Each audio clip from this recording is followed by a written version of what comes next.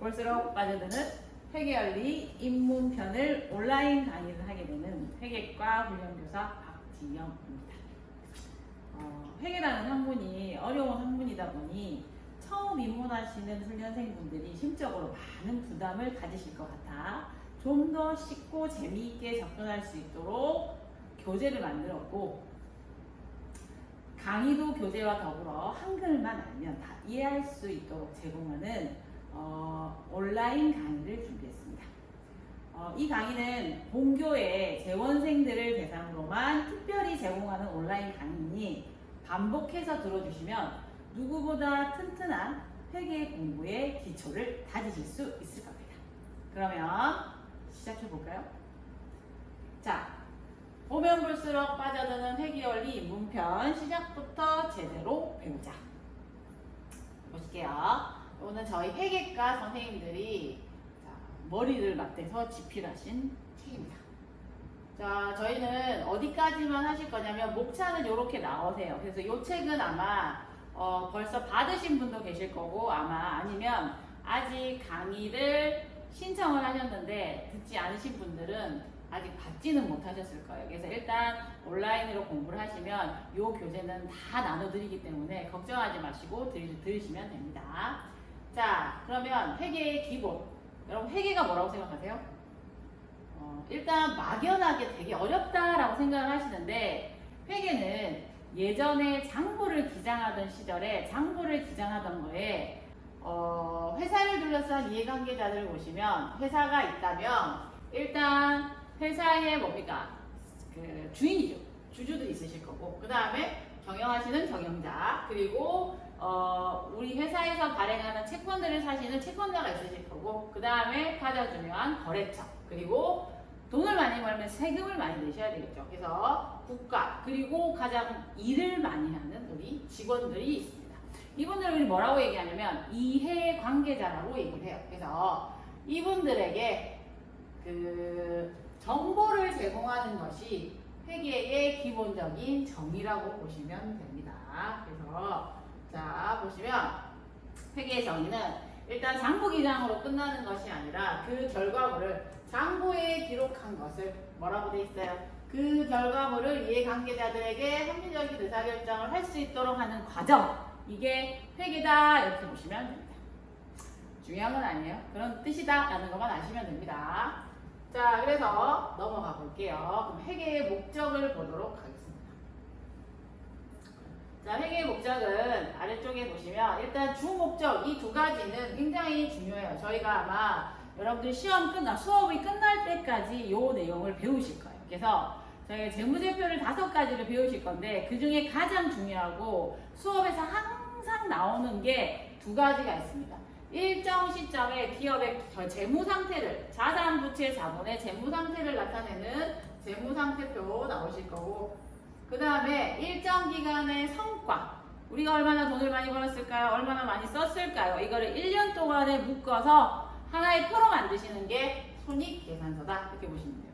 일단 정확한 내용을 모르더라도 일단 회계의 기본은 재무상태표와 손익계산서를 배우는 거다, 이렇게 생각을 하시면 됩니다.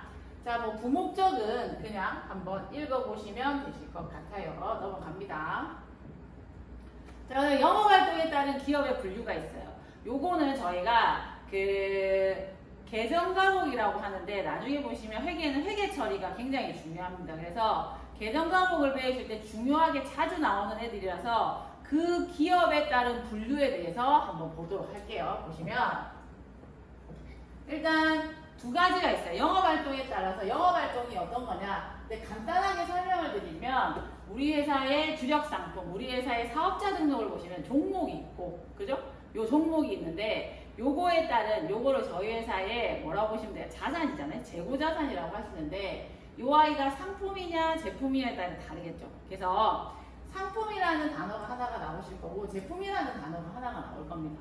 요 둘 차이는 우리 회사 자체에서 생산을 하느냐, 조금 더 쉽게 얘기하면 우리 회사에서 만드느냐 안 만드느냐의 차이예요. 그래서 상품 같은 경우에는 외부에서 완성품을 사옵니다. 외부에서 완성품을 사와서 여기에다가 이익을 붙여서 판매를 하시는 되는 게 바로 상품이에요.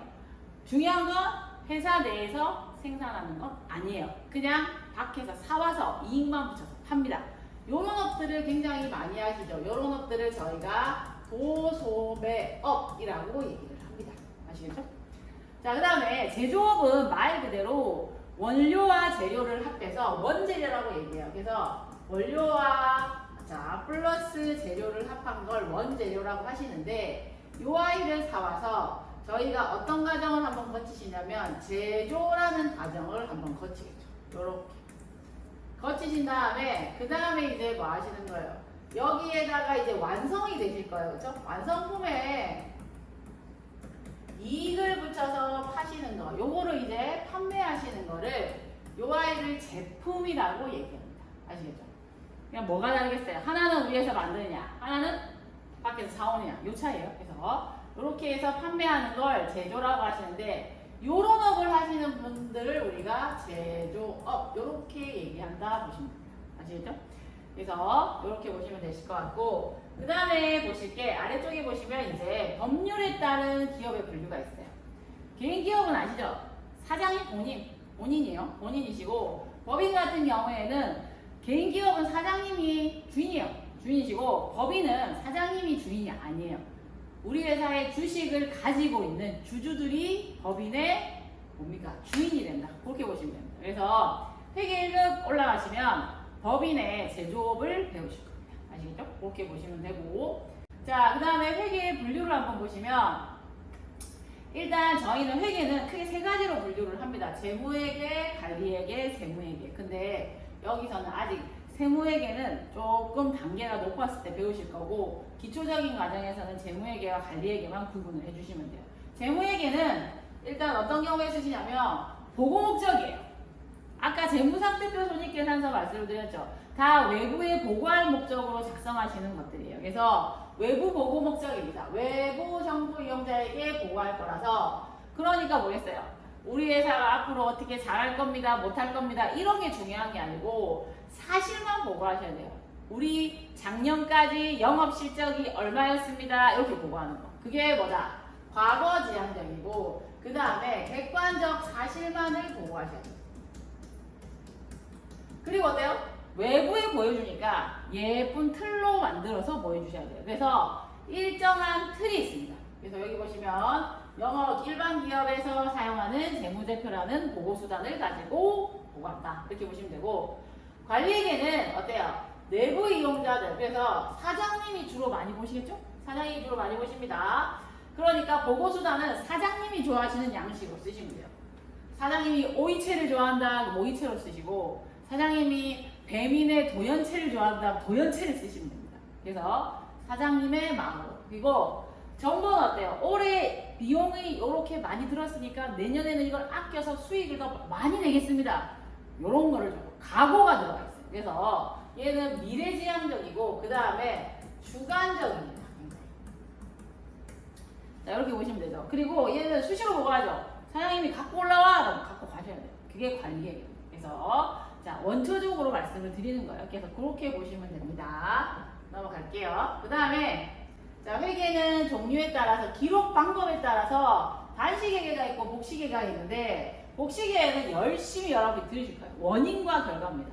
원인과 결과. 그러면 급여를 줬다. 어떻게 줬느냐? 현금으로 줬느냐? 보통예금으로 줬느냐? 안 줬느냐? 어떤 선택, 수단을 선택을 해주시면 돼요. 급여를 보통예금으로 줬다. 이렇게 양쪽으로 똑같은 원인과 결과가 나타나셔야 돼요. 그거를 우리가 복식부기라고 얘기를 합니다. 그래서 저희는 뭐 배우실 거냐면 복식부기를 배웁니다. 아시겠죠? 그래서 이렇게 보시고 경제 주체는 뭐겠어요? 영리회계죠. 영리회계라는 건 돈을 벌기 위한 업을 하시는 사람들 있잖아요. 이걸 영리회계라고 해요. 이런 영리회계를 할 거다라는 거 보시면 됩니다. 그래서 저희가 앞으로 계속 배우실 회계는 복식부기의 영리회계. 비영리회계는 어떤 것들이냐면 사단법인, 재단법인 이런 분들이 있죠. 학교 이런 분들이 이제 재단법인이신데 이런 것들은 비영리법 회계다라고 보시면 됩니다. 그래서 요거는 이렇게 간단하게만 보시면 돼요. 지금은 그냥 이런 게 있구나라는 것만 보시면 돼요, 여러분. 이렇게 다음 페이지 가볼게요. 자, 여기서부터는 조금 중요해요. 중요해요. 여기서부터는 회계상의 용어들이 조금씩 나오기 때문에 여러분들도 잘 보셔야 됩니다. 자, 개인 기업의 회계 단위와 회계 기간. 단위라는 것은 일단 뭐라고 보시면 돼요? 장소입니다. 장소. 그래서 여기 보시면 나오죠. 회계 단위는 장소다. 이렇게 보시면 됩니다. 어떻게 되어 있어요? 본점과 지점, 본사와 공장 이렇게. 어찌 보면 세무서의 관할 구역이라고 보셔도 되고 세금을 신고하는 구역이라고 생각하셔도 돼요. 그래서 뭐 이렇게 부산에 본사는 있어요. 본사는 있고 그 다음에 공장이 어디 있냐면 공장이 김해에 있어요.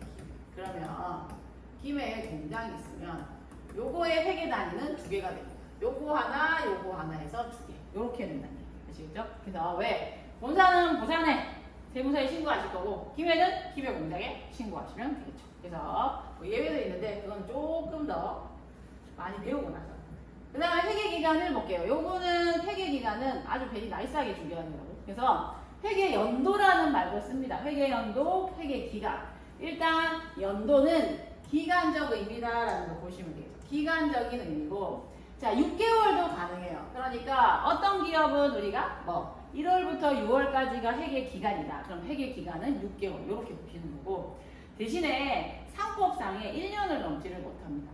회계기간은 꼭 1년으로 안으로만 하셔야 되고 우리가 1년이면 1월 1일부터 12월 31일 이렇게 생각을 하시잖아요. 우리나라의 90% 이상의 회사가 이 기간을 쓰고 있어요. 아니면 어떻게 쓰시면 돼요? 3월 1일부터 다음 연도 2월 28일 이렇게 쓰셔도 돼요. 1년만 넘지 않으시면 됩니다. 아시겠죠? 그렇게. 그거는 이제 사장님 마음이에요. 사장님 마음. 그래서 신고하셔요. 신고. 그래서 보시면 되실 것 같고 자, 기초 용어를 보시면 자, 기초 용어를 한번 보도록 할게요. 여기 보시면 자, 요것을 하나씩 볼게요. 분기는 여러 가지 있어요. 분기. 뭐 그 뉴스 같은 데 보시면 우리 뭐 삼성의 1사분기 영업 실적 뭐 이런 식으로 나와요. 그러면 3개월씩 잘라요. 그래서 1분기, 2분기, 3분기, 4분기 이렇게 되겠죠. 자, 분기는 3개월씩 이건 여러분들 더 잘 아시죠. 자, 그리고 우리가 여기 보시면 1월 1일부터 12월 31일까지 요거를 뭐라고 얘기한다? 회계, 연도 아니면 회계, 기간 이렇게 쓰셔도 돼요. 자, 그러면 회계 연도라고 하시고 그 다음에 얘를 올해를 뭐라고 얘기하냐면 단기라고 얘기해요. 단기. 그러면 올해 앞에 요게 지금 2024년도라고 보시면 단기실 거고 2023년도는 뭘까요? 전기가 되겠죠.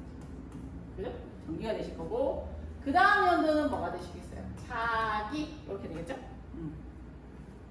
자, 6개월씩도 자릅니다. 6개월씩 잘라가지고 요건 아시죠? 상반기 뭐 6월 말 되면 TV에서 그런 거 많이 하시잖아요. 상반기 결산 뭐 이런 식으로 많이 하죠. 그래서 그 다음에 하반기 요건 다 알고 계시는 기초 상식적인 거고 그리고 이제 중요한 개념이 하나 나오시는데 자, 회계 연도 단기의 첫날 1월 1일을 우리가 뭐라고 얘기하냐? 단기의 올해의 첫날이라 해서 기초라고 얘기하고 올해의 마지막 날을 기말이라고 얘기합니다. 아시겠죠? 그래서 요거는 회계상의 용어기도 하고 일상적으로 쓰시는 단어들이기 때문에 좀 알아두시면 좋으실 것 같아요. 그렇죠? 요렇게 보시면 됩니다. 자, 그 다음에 이제 아주 중요한 회계상의 용어가 나올 거예요.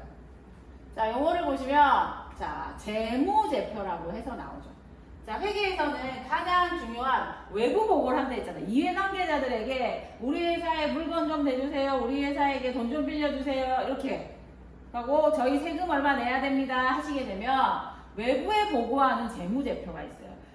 요게 5개가 있어요. 5개가 있는데 요거는 시험에서도 굉장히 중요하게 출제가 많이 되는 편이라 나중에 외우시면 돼요. 그냥 이런 게 있구나 지금 보시면 됩니다. 그래서 일단 재무제표의 종류는 5개인데 일단 자, 우리가 아까 얘기한 가장 중요한 재무제표가 뭐였습니까? 재무제표는 2개가 있다 했죠. 자, 재무상태표가 있고 그 다음에 손익계산서. 자, 그래서 얘가 첫 번째, 두 번째, 세 번째 연금흐름표, 자본변동표, 주석 이렇게 있어요. 네 번째, 5번째 이렇게 있어요. 자, 근데 주석 같은 경우에는 표가 아니에요. 나머지들은 다 표예요. 일정한 틀에 맞춰가지고 만들어주시는 거고 주석 같은 경우에는 이 재무제표에 다른 회사의 재무제표랑 좀 다르거나 특별히 설명해야 되는 계정들이 있어요. 그러면 그거에 대해서 추가적인 정보를 제공하시는 별지라고 보시면 돼요. 별지. 아시겠죠? 그래서 요거는 추가적인 설명해주는 표구나 라고 보시면 되겠죠. 표는 아니고 뭐 설명하는 거다 별도로 제공해주는 별지다 이렇게 보시면 됩니다. 자, 그래서 이렇게 5가지 재무제표가 있구나라는 거 정도만 보시면 되실 것 같습니다. 자, 그 다음에 볼까요? 자, 보시면 아래쪽으로 내려보실까요? 내려보시면 다음. 그래서 뭐 아까 말씀드린 3기업이 뭐였어요? 도소매업이에요. 도소매업은 일단 자금을 투자하게 되면 상품을 사가지고 판매를 해서 자금회수예요. 제조업은 자금을 투자해서 원재료를 사와가지고 그 다음에 뭡니까? 제조 과정을 거쳐서 제품화합니다. 뭐 예를 들어서 어떻게 했어요? 자, 삼성의 냉장고를 삼성이 만들어서 자기 삼성 디지털 플라자에서 팔게 되면 얘는 뭐가 되시겠어요? 제품이 되죠. 자기 회사 물건 자기 공장에서 만들어서 자기가 파니까. 근데 삼성의 냉장고를 어디서? 하이마트 같은 데서 파시게 되면 이건 뭐가 되겠어요? 상품이 되는 거죠. 자기 물건 아니잖아. 삼성 물건을 사와서 완전한 냉장고 한 대를 사와서 자기 하이마트라는 점포에서 팔았기 때문에 요거는 뭐가 되시겠어요? 상품 이렇게 보시면 돼요. 구별하시면 되겠죠, 여러분? 구별 정확하게 해주시면 되실 것 같습니다. 자, 그 다음에 이제 저희가 가장 중요한 재무제표가 뭐였어요? 2개 있다고 그랬죠? 뭐 재무상태표와 손익계산서 2개가 있다고 했어요. 그러면 요 2개 중에 2개지 어떤 것들로 구성이 되어 있냐 한번 보실 겁니다. 자, 손익계산서는 그 해에 벌어들인 경영성과입니다. 얼마의 수익을 내서 얼마의 비용을 쓰고 나머지는 어떤 이익, 나한테 순수하게 떨어지는 내 돈은 얼마일까? 이렇게 보는 게 손익계산서예요. 여기 보시면 수익, 비용, 이익으로 나와 있어요. 여기 보시면 수익과 이익은 다른 개념입니다. 일단 기본적으로 회계를 배웠다면 수익과 비용은 다르구나 이렇게 보셔야 돼요. 수익에는 비용이 포함이 되어 있어요. 얼마를 다 벌었지만 그러면 전체 내가 번 게 얼마예요? 전체 번 게 100이다 이렇게 볼까요? 100이면 자, 그 중에 얼마를 썼냐면 70을 썼어. 그죠? 70을 썼어. 그럼 나한테 떨어지는 건 30이야, 30. 이게 순수하게 나한테 떨어진 내 돈이에요. 이게 어디 나타난다? 손익계산서에 나타난다는 얘기예요. 그러니까 손익계산서의 계정이 뭐냐? 그러면 계정이라는 게 회계상의 용어입니다. 용어. 그래서 손익계산서에 나타나는 단어들은 수익, 비용, 이익 이렇게 3가지가 있다라는 거 보시면 되고 자, 그 다음에 재무상태표는 어떤 걸 나타내냐면 자산, 부채, 자본이에요. 우리 회사에서 보유하는 재산이 얼마냐라고 돼 있죠. 재산이라는 게 뭐냐면 재화하고 그 다음에 재화는 뭐예요? 물건하고 돈이죠. 물건하고 돈과 그 다음에 채권들도 뭐가 되시냐면 자산이에요. 채권이 나중에 여러분들을 회계 처리할 때 많이 괴롭히실 거예요. 이게 한국말로 막 쉽게 번역을 하면 뭐냐면 받을 권리. 지금은 내가 못 받아. 근데 어느 일정 기간이 지나면 받으려고 약속을 해놨어요. 대표적인 어음 같은 거, 아니 외상했어. 물건을 내가 팔았는데 거래처에서 일주일 뒤에 줄게 이렇게 하면 그것도 자산이 될 수 있다는 얘기예요. 왜? 받을 권리가 생겼기 때문에. 아시겠죠? 부채는 뭐야? 알고 계시죠? 빚이에요, 빚. 부채는 빚이고 그 다음에 나머지 자산에서 부채. 얘는 내가 보유하고 있거나 내가 받게 되는 권리들이고 자산이면 내가 갚아야 될 빚을 빼면 뭐가 되신다? 나머지는 자본이 된다. 그러니까 수익, 비용, 이익의 체계와 자산, 부채, 자본의 체계가 비슷하게 떨어집니다. 아시겠죠? 그래서 근데 하나는 뭐야? 수익, 비용, 이익은 어디 항목이다? 손익계산서의 항목이시고 자산, 부채, 자본은 어디 항목이다? 재무상태표의 항목이다. 이렇게 보시면 됩니다. 아시겠죠? 그래서 일단 회계상의 용어들이 어렵긴 합니다. 어렵긴 하지만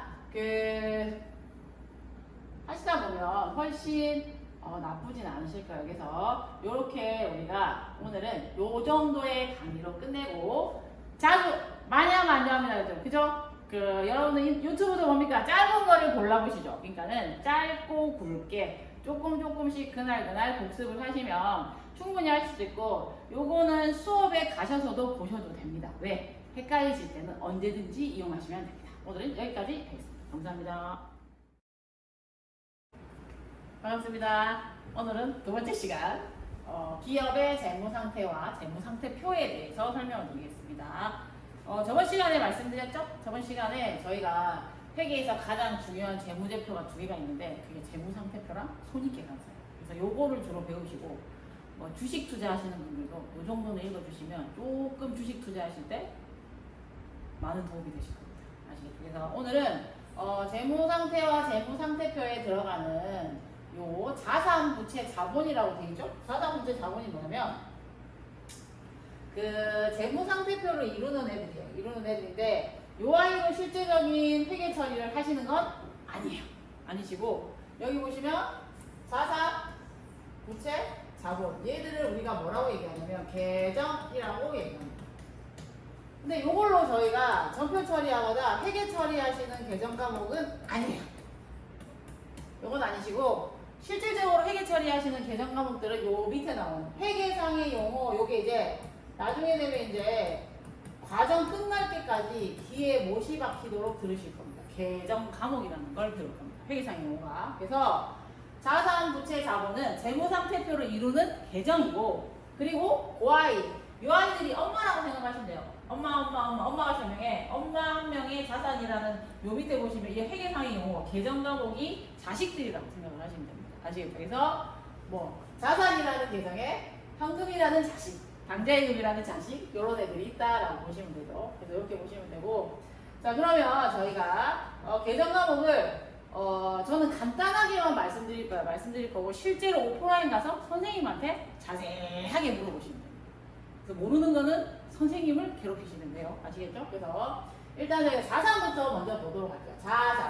자산은 뭐에 해당한다? 자산은 기업이 보유하는 재화와 채권을 말합니다. 재화와 채권을 말하시는데 이렇게 말하면 되게 어렵죠? 어려우니까 좀 쉽게 얘기하면 여기 보시면 자산은 재화와 채권이다. 자산. 그러면 재화는 뭐다? 회사가 가지고 있는 돈하고 물건을 말합니다. 물건을 말하는 거고 채권은 다른 말로 하면 받을 권리예요. 권리. 요거는 지금 받는 게 아니고 외상이에요. 대부분이 외상인데 지금은 못 받아. 지금 못 받는데 일정 기간이 지나면 받을 수 있는 것들이에요. 그래서 이거를 채권이라고 하죠. 내가 받을 권리가 생기면 채권, 내가 갚아야 될 게 생기면 채무 이렇게 얘기합니다. 그래서 채권이기 때문에 요 받을 권리들도 우리를 다 뭐라고 얘기하냐면 얘를 자산이라고 하는 거예요. 아시겠죠? 자산이라고 하니까 이렇게 보시면 되고 자 그러면 요거에 특히 좀 잘 알아야 될 게 뭐냐면 요거 받을 권리. 이게 지금은 빌려줬는데 나중에 받는 게 왜 자산입니까? 회계는 미래를 보는 과목입니다. 그래서 지금 시점에는 빌려주지만 일정 시점이 지나면 받을 수 있구나 라고 생각하시는 거예요. 그래서 요런 애들도 다 자산으로 본다. 채권이에요. 그래서 보시면 되고 자 그럼 하나씩 볼게요 여러분. 하나씩 보시면 자 현금부터 나오죠. 현금은 설명 안 드려도 아시겠죠? 현금은 돈. 많으면 많을수록 좋은 거. 현금. 이거는 자산. 그 다음에 이제 여기 보시면 통화대용증권이라는 게 하나가 나오는데 요거는 나중에 이제 실제로 수업에 가시면 자세하게 설명을 들으실 수 있을 거고 통화대용증권은 돈을 대신하는 종이 이런 뜻이라고 보시면 돼요. 돈과 똑같은 역할을 해요. 돈처럼은 생기진 않았지만 돈과 똑같은 역할을 하는 게 대표적인 게 뭐겠어요? 자기압수표. 요즘에는 5만원짜리가 생겨가지고 자기압수표 보실 일이 많이 없지만 그래도 자기압수표는 뭐다? 현금이다. 이렇게 생각하시면 됩니다. 자, 그런 다음에 두 번째는 뭐가 있어요? 당좌예금. 당좌라는 게 하나만 생각하시면 돼요. 이게 나중에 개념이 좀 어려우실 수 있는데 당좌라는 단어 자체가 뭐냐면 당좌는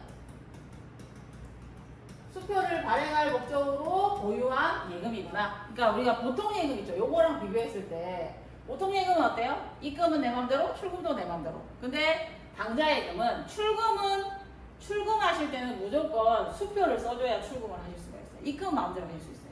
입금은 보통 예금과 마찬가지로 마음대로 입금은 하실 수도 있지만 출금할 때는 무조건 뭐를 해야 된다? 출금할 때는 무조건 수표를 발행해야 돼요. 수표를 발행할 목적의 예금을 당좌예금이라고 합니다. 그래서 그렇게 보시면 되고 자 그 다음에 이제 단기매매증권 보시면 요 아이는 중요한 단어가 뭐냐면 단기간이에요, 단기간. 회계에서는 우리가 1년을 기준으로 나눕니다. 1년을 기준으로. 자, 단기하고 장기로도 나누고, 그 다음에 또 뭐? 유동이라는 말을 써요. 유동과 비유동으로도 나눕니다. 요 기준이 뭐다? 1년이에요. 1년 이내에 현금화가 되면 단기, 1년이 넘어가면 장기. 이렇게 얘기해요. 그래서 그 다음에 유동, 비유동. 이렇게 얘기한다. 그래서 단기라는 말이, 단기간이라는 말이 나왔으니까 요 아이가 뭐가 되겠어요? 단기, 매 증권. 단기간 시세 차익을 목적으로 구입하는 주식이나 채권, 내가 사는 겁니다. 회계상의 용어를 잘 생각하실 때 제일 먼저 생각하실 거는 뭐냐? 내가 샀느냐 아니면 팔았느냐, 요 부분도 잘 생각을 해주셔야 돼요. 그래서 이건 내가 산 거예요. 산 거니까 자산이죠. 샀는데 1년 안에 팔 목적으로 산 주식이나 채권을 우리가 뭐라고 한다? 단기 매매 증권, 이렇게 얘기합니다. 그래서 요거는 시험용으로 좀 잘 아셔야 돼요, 나중에. 그리고 이제 가장 중요한 개념 나와. 두 개 나와요. 요거. 외상 매출금 받으러. 이 아이는 어디에만 쓰시냐면, 여기 보시면 상품 매출 이렇게 나오죠. 상품. 자, 외상 매출금과 받으러는 어디에만 쓰시냐면, 우리 회사의 재고 자산에만 쓰실 수 있어요. 재고 자산을 판매했다. 근데 뭐 했다? 돈 안 줬다, 안 받았다. 이럴 때는 외상 매출금이시고, 상품을 매출했어요. 근데 뭐 종이 쪼가리라도 하나 받았어. 종이 쪼가리에 보면 뭐라고 적혀있냐면 발행일이 있고 만기일이 있어요. 지급기일이 있어요. 그러면 그거라도 하나 받았으면 그 지급기일까지는 돈 달라고 하면 안 돼.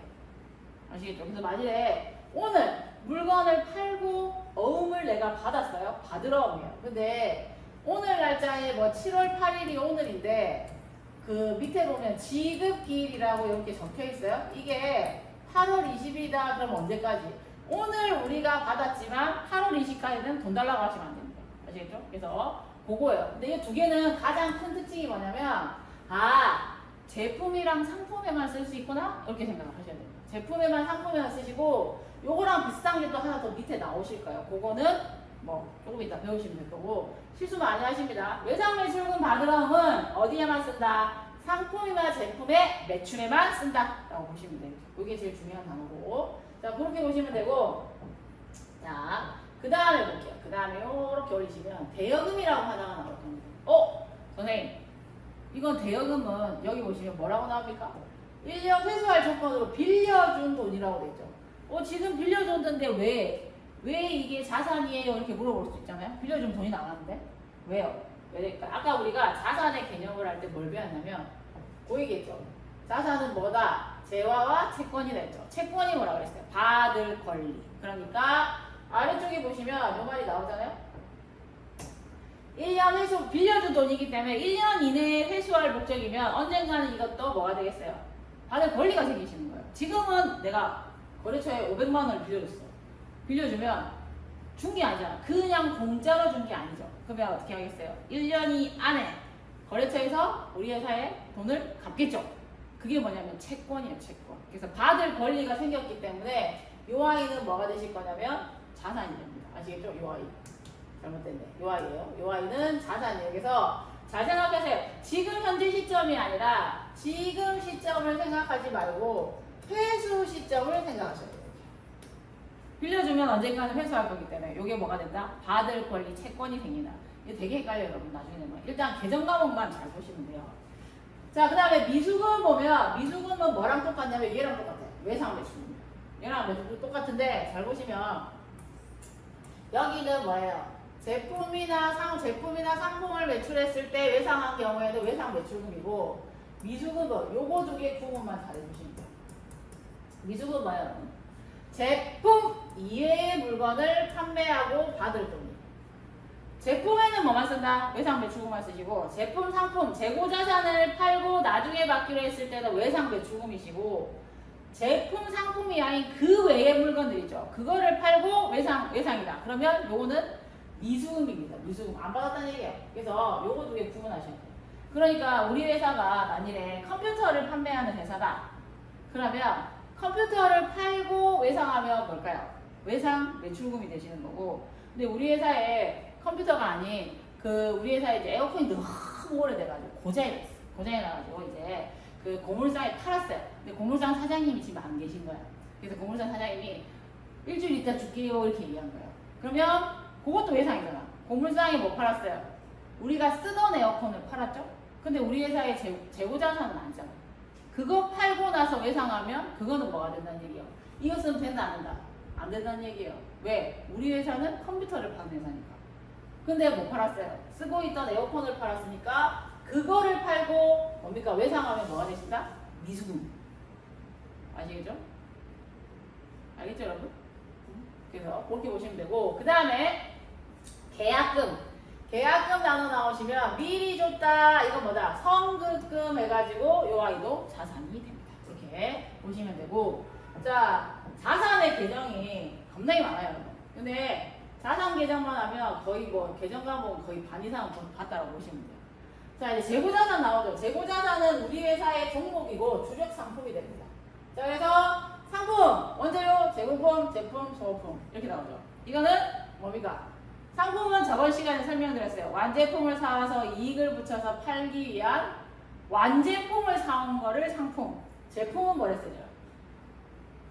원재료를 사와서 만든다는 얘기. 제조 과정을 한번 거치고 나서 요걸 팔면 제품. 이렇게 얘기했죠. 그래서 그거고, 원재료도 나오죠. 이렇게 돼요. 과정이. 원재료 사와서, 자 요거는 뭡니까? 공정에 투입되면 재고품이 됐다가 제품이 됩니다. 재고품은 뭐냐면 지금 만들어지고 있는 물건이에요. 그러니까는 어떤 경우냐면 얘는 판매는 안 되겠죠. 재고품은 판매는 안 돼요. 어떤 경우 예를 들어서 이제 요즘에 여러분 즉석판 많이 먹잖아요. 햇반이 공정상에 이렇게 돌아가고 있어요. 돌아가고 있으면 햇반이 뚜껑이 안 덮여 있어. 그거 팔 수 있을까요? 못 팔지. 이런 게 재고품이에요. 아시겠죠? 그냥 뚜껑이 없어. 반만 이렇게 담아져 있어. 이거는 뚜껑을 덮어야 팔 수 있죠. 그거 뚜껑이 덮으면 제품.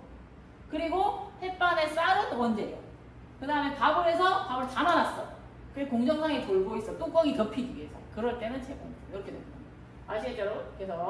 그래서 이렇게 보시면 되고, 뭐 나머지는 보시면 돼요. 자, 그 다음에 요 자산의 분류는 아마 오프라인 가시면 선생님이 아주 상세하게 설명을 해주실 겁니다. 그래서 그때는 보시면 되고, 그 다음에 이제 투자부동산이라고 되어 있는데, 투자부동산은 일단은 회계는 여러분 목적을 잘 보셔야 돼요. 여기 보시면 목적이 투자 목적이에요. 투기 목적. 투기 목적으로 산 건물이나 토지 이런 애들을 우리가 투자부동산이라고 얘기를 합니다. 그래서 요걸 구분하셔야 될 게 뭐냐면, 투기 목적으로 산 건물이나 토지는 뭐라고 불러요? 투자부동산이라고 부르지만, 아래쪽에 보세요. 건물, 토지, 건물 또 나오죠. 회계는 뭡니까? 목적이 중요하다 있죠. 근데 영업활동에 사용할 목적이다. 사용 목적이에요. 자, 사용 목적이면 요런 애들은 다 뭐다? 토지는 뭐라고 보시면 돼요? 우리가 땅을 샀어. 왜? 여기다 공장을 하나 지으려고. 그러면 공장을 짓기 위해서는 영업활동에 사용되는 토지이기 때문에 요때는 토지 그대로 써주시면 되고, 본사 건물이나 기숙사나 이런 걸로 사용하겠다. 이것도 뭡니까? 우리가 회사를 영업할 때 쓰시는 거기 때문에 요때는 건물 이렇게 쓰시면 되고, 요 두 개를 뭐겠다? 우리가 시세 차익을 목적으로 해가지고 비싸게 팔려고 샀다. 그럴 때는 뭐가 되시겠어요? 투자부동산이 됩니다. 같은 토지나 건물이라도 그 아이의 목적에 따라서 뭐가 달라진다? 계정 과목이 완전히 달라집니다. 아시겠죠? 그렇게 보시면 되고, 기계장치는 뭐 알고 있을 거고, 차량 운반구는 이렇게 끊으시면 돼요. 차는 뭐예요? 사장님이 타고 다니시는 거, 그 다음에 직원이 타는 거, 그 다음에 공장에서 쓰는 트럭, 그 다음에 뭡니까? 다 마찬가지고, 운반구는 뭐에 또 해당하냐면, 그 오토바이 있죠. 오토바이도 차량 운반구예요. 오토바이. 이게 물건을 우리가 실어놓는 케이크 서비스. 요즘에 이제 많잖아요. 우리 배달의 민족들이 많죠. 그래서 그런 분들이 타고 다니시는 오토바이도 뭐가 된다? 차량 운반구. 이렇게 됩니다. 네, 보시면 되고, 그 외에 우리가 영업 활동에, 그 다음에 회사에 뭡니까? 영업을 하기 위해서 필요한 모든 직기들. 저희 학원 같은 경우는 뭐겠어요? 컴퓨터, 카메라, 에어컨, 선풍기, 그 다음에 전자칠판 이런 애들이 다 뭐가 되냐면 비품이라고 씁니다. 아시겠죠? 그래서 이렇게 보시면 됩니다. 아시겠죠? 자, 그 다음에 무형자산으로 나오는 영업권, 재산권, 개발비 이런 애들은 오프라인에 선생님한테 배우시면 됩니다. 오프라인에 선생님한테 배울 게 많죠, 여러분. 겁납니다. 그래서 자, 이렇게 쓰시면 되고, 그 다음에 기타 비유동 자산에는 보증금이라고 있어요. 보증금 중에는 임차 보증금만 보시면 돼요. 임차 보증금은 뭐냐면 세입자 입장에서 뭡니까?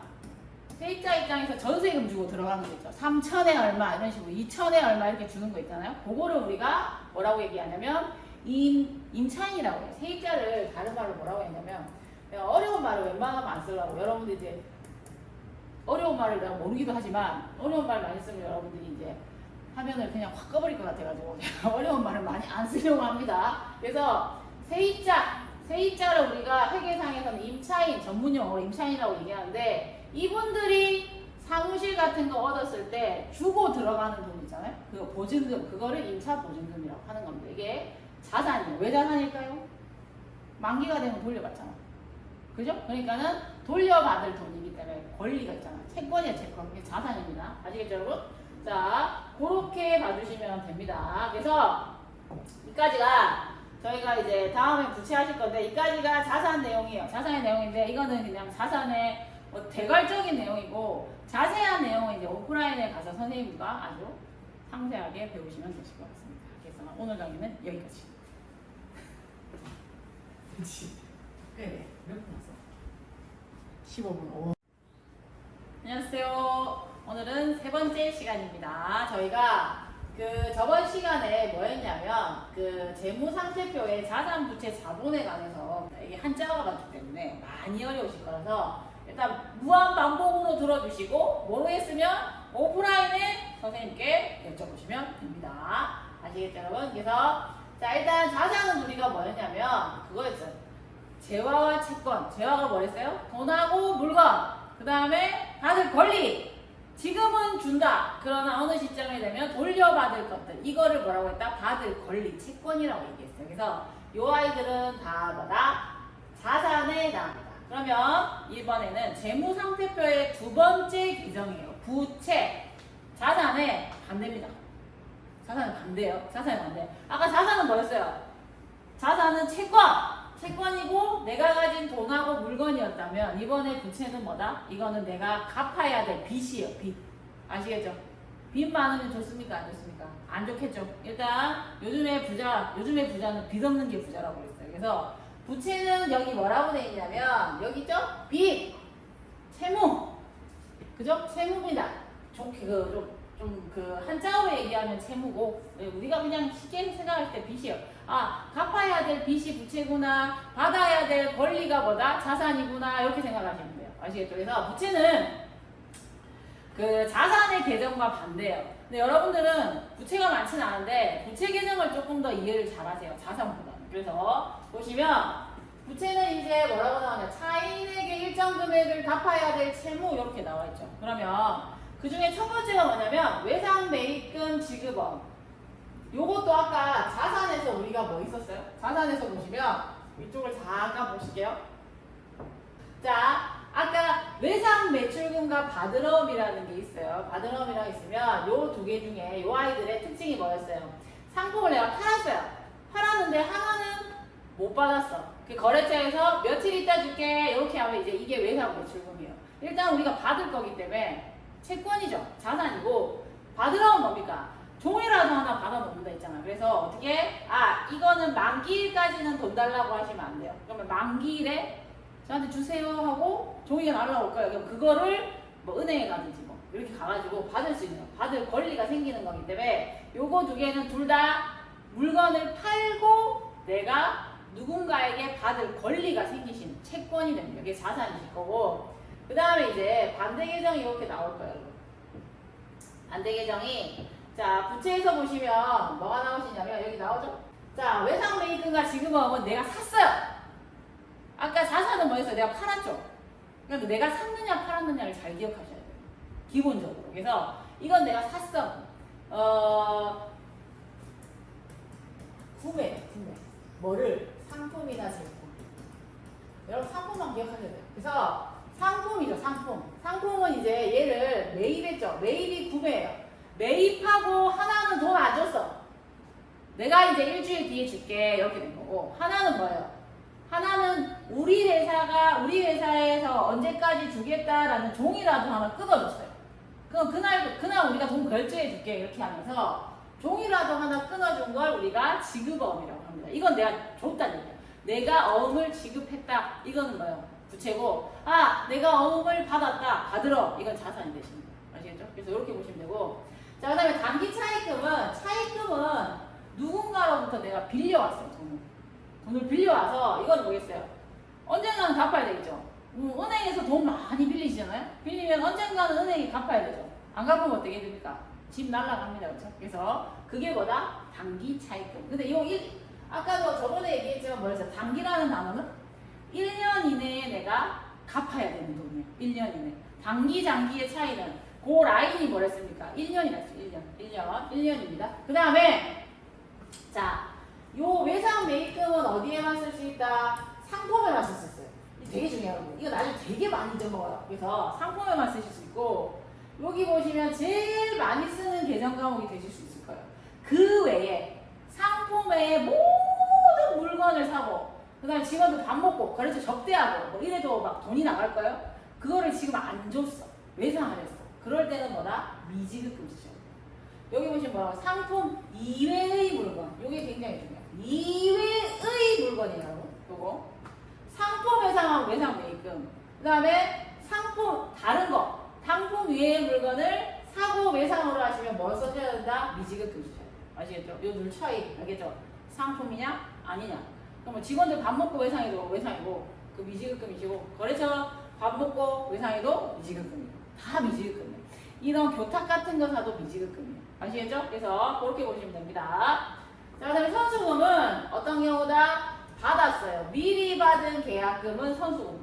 요거는 이제 선생님들마다 설명하시는 스킬이 좀 다르시기 때문에 본인의 선생님들께 물어보시면 될 것 같고 계약금이라는 단어만 기억하시면 돼요. 계약금 미리 받았다. 받을 숫자를 써서 선수금. 아시겠죠, 여러분? 넘어갑니다. 자, 그 다음에 비유동 부채는 나중에 수업에서 하세요. 수업에서 하시게 되면 좀 더 자세하게 설명을 들으실 수가 있을 겁니다. 하나만 보시면 되겠죠. 그래서 장기 차입금 1년 초과 요까지가 부채예요. 부채는 몇 가지 안 되죠. 부채는 어떻게 기억을 하시냐면 자산과 반대 계정으로 기억을 해주시는 게 좋습니다. 아시겠죠? 자산과 반대 계정으로 기억을 해주시면 다음 시간이나 다다음 시간이나 일단 몇 강인지는 안 알려줄 겁니다. 비교해서 한번 설명을 해드릴게요. 그래서 그래 보시면 되고 자 마지막으로 재무상태표에 요 계정이 뭐냐면 자본이에요. 자본은 제가 설명을 드리기가 애매한 게 일단 기본적인 작업은 개인 기업이죠. 우리 지금 여기 나가시면 있는 점포들은 다 개인 기업이에요. 그래서 그때는 사장님 돈이 회사 돈이에요. 자본금이 사장님 주머니 돈이라고 생각을 하시면 돼요. 근데 이제 회계 1급쯤 올라가시면 법인을 배우실 거예요. 법인에서는 자본이 사장님 돈이 아니고 누구들의 돈이냐면 주주들의 돈이에요. 주주들. 회사는 주주의 것입니다. 사장님의 아니에요. 그래서 그거는 여러분들 나중에 배우시면 될 것 같고 그래서 일단 등식이 하나 나오시는데 이렇게 나와요. 자, 일단은 자본의 정의를 한번 보시면 자본은 자산에서 부채를 뺀 순자산이에요. 그게 뭐겠어요? 자산이 뭐예요? 내가 가진 돈과 물건과 내가 받을 권리들. 그래서 이 자산에서 부채 뭡니까? 갚아야 될 빚 있죠. 갚아야 될 빚, 나가야 될 돈. 이거 빼고 나면 뭐다? 순수하게 내가 갖는 내 돈이라는 얘기예요. 그게 자본이라는 얘기예요. 아시겠죠? 자본이에요. 그래서 보시면 뭐라고 합니까? 자본 등식 보시면 자산에서 부채를 빼면 이게 뭐다? 자본이다 해서 순자산, 자기자본. 뭐 우리끼리 얘기하면 내 돈이다 이렇게 생각하시면 됩니다. 그래서 내가 가지고 있는 돈, 물건, 그 다음에 받아야 될 권리들에서 뭐다? 부채는 뭐다? 갚아야 될 빚을 빼면 내 거다. 순수하게 나한테 떨어지는 내 거다. 이렇게 생각하시면 돼요. 아시겠죠? 자, 그러신 다음에 재무상태표의 정의만 잠깐 볼게요. 우리가 1강에서 말씀드렸듯이 우리한테 제일 중요한 재무제표 중에 하나가 재무상태표예요. 재무상태표는 이렇게 일정 시점의 재무상태를 나타낸다. 이 시점이라는 단어 잘 봐주시고 정태적 보고서예요. 그래서 우리가 제일 중요한 1년 중에 제일 중요한 시점이 언제냐면 1월 1일 기초. 저번에 기초라는 걸 배웠지. 그 다음에 그 연도의 마지막 날 결산이라는 걸 해줘서 얼마를 가지고 업을 시작했는데 마무리가 될 때는 얼마를 벌었다라는 걸 계산하기 위해서 비교로 해줍니다. 그래서 기초의 재무상태표와 기말의 재무상태표가 나타나요. 그것도 보시면 되고 그럼 어떻게 등식이 하나 나오시죠 여러분? 등식 보시면 자산은 부채에서 자본을 더한 거다. 그래서 재무상태표는 이렇게 돼 있어요. 요 T계정이라고 하는데 간단하게 쓴 겁니다. 재무상태표. 그래서 재무상태표의 자 왼쪽 아직 차변 대변을 안 배웠기 때문에 모를 거예요. 그래서 여러분들이 보실 때 어느 쪽입니까? 왼쪽. 그죠? 왼쪽은 자산을 써주시고 그럼 여기 계정 과목이 뭐가 있어요? 현금, 외상매출금, 뭐 받으러 뭐 이런 것들이 쭉 여기에 적히실 거고 부채는 갚아야 될 빚이에요. 대변에서요. 대변이라고 나오는데 아직까지 차변 대변이라는 단어를 안 배웠기 때문에 오른쪽이라고 그냥 쓸게요. 오른쪽에는 부채와 자본 등식이에요. 등식. 이 아까 뭐였어요? 우리 아까 여러분 이거 보실 때 여기 위에 볼게요. 보시면 요거 있었잖아요. 자본 등식도 있고 재무상태표 등식이 있는데 자세히 보면 똑같은 말이에요. 그죠? 똑같은 말인데 요게 어디서 파생된 거냐면 재무상태표의 요 T계정에서 다 파생된 거라고 보시면 됩니다. 그래서 말 그대로 어떻게 보시면 되겠어요? 이렇게 보시면 되겠죠. 자, 자산이 만일에 100이 있어요. 우리가 100이 있는데 그러면 자 부채가 지금 우리 회사의 부채가 60이에요. 그럼 자본은 얼마나 되실까요? 이거는 뭐 산수 수준도 아니죠, 여러분. 얼마입니까? 40 이렇게 된다는 얘기예요. 아시겠죠? 똑같죠, 아까 뭐였습니까? 자산은 부채 더하기 자본이다. 이게 재무상태표 등식이고 자본을 구하는 공식은 뭐였어요? 자산에서 부채를 빼면 자본이잖아요. 자산이 100이죠? 부채는 60. 100에서 60 빼고 40. 이거는 유딩들도 알죠. 유딩 아시죠, 여러분? 유딩들도 할 수 있는 계산법이에요. 그래서 이렇게 보시는 게 재무상태표예요. 오늘은 부채 계정은 자산 계정과 반대 계정들이 많기 때문에 조금 비교해서 보시면 좋고 그 다음에 뭡니까? 재무상태표는 자산, 부채, 자본으로 이루어졌다. 이 정도만 기억을 해주시면 좋을 것 같습니다. 자, 오늘 3강은 여기까지. 감사합니다. 안녕하십니까. 오늘은 기업 경영성과와 손익계산서에 대해서 배우도록 하겠습니다. 저희가 1교시 때 말씀드렸듯이 회계에서 가장 중요한 재무제표가 저희가 이제 앞으로 쭉 배우실 건데 재무상태표와 손익계산서 두 가지가 있어요. 두 가지가 있는데 그 중에서 재무상태표의 계정 과목들은 저희가 저번 시간까지 한번 살펴봤고 이번에는 손익계산서의 계정 과목들, 계정과 계정 과목들을 살펴보도록 하겠습니다. 그리고 제가 인강을 찍고 있긴 하지만 저희 학원에는 요 밑에 자막에 계신 요 선생님들이 다 계시거든요. 그래서 인강에서는 저랑 만나시지만 제가 그나마 화면빨을 제일 잘 받아서 제가 찍었다라고 생각하시면 되고 오프라인 수업에 가시면 저보다 훨씬 수업도 잘하시고 유능한 선생님들이 더 쉽게 가르쳐 주실 겁니다. 그래서 1강에서는 항상 저랑 만나시지만 오프라인 가시면 다른 선생님들도 계실 수 있으니까 여러 선생님한테 다양한 방법으로 배우시면 더 귀에 쏙쏙 잘 들어오실 거예요. 그래서 많은 도움을 받으실 수 있을 거니까. 그리고 뭐 엘리베이터에서나 다른 선생님 수업을 듣더라도 엘리베이터에서나 이렇게 저 마주치시면 인강 선생님이라고 말씀을 한번 해주시면 제가 아주 반갑게 인사를 해드리도록 하겠습니다. 아시겠죠? 그래서 자 그러면 수업 시작해 볼까요? 기업 경영 성과와 손익계산서 보시면 일단 손익계산서는 우리가 일정 기간 동안의 경영 성과를 나타내시는 거라서 요 안에 들어있는 내용들이 우리가 번 거, 그러니까 쉽게 얘기하면 번 거, 그 다음에 비용 같은 경우에 쉽게 얘기하면 쓴 거에서 두 가지 종류로 나뉘어요. 그래서 수익과 비용이라는 계정이 나옵니다. 일단 수익부터 보실게요. 수익부터 보시면 자 수익 같은 경우에는 기업의 경영 활동에 있어서 자본이 증가해요. 자본을 증가시키는 원인이 되면서 한마디로 얘기해서 뭐라고 돼 있어요? 벌어들인 수익이다 이렇게 나오죠. 그러니까 요거는 기업이 경영활동을 하면서 번 돈, 번 것들이라고 보시면 됩니다. 아시겠죠? 그래서 그 내용들은 아마 많이 들어보신 것들이 많으실 거예요. 그래서 요거는 이제 단원별, 계정 과목별로 하나씩 설명을 드릴 건데 수익이라는 말 자체는 계정이에요. 계정.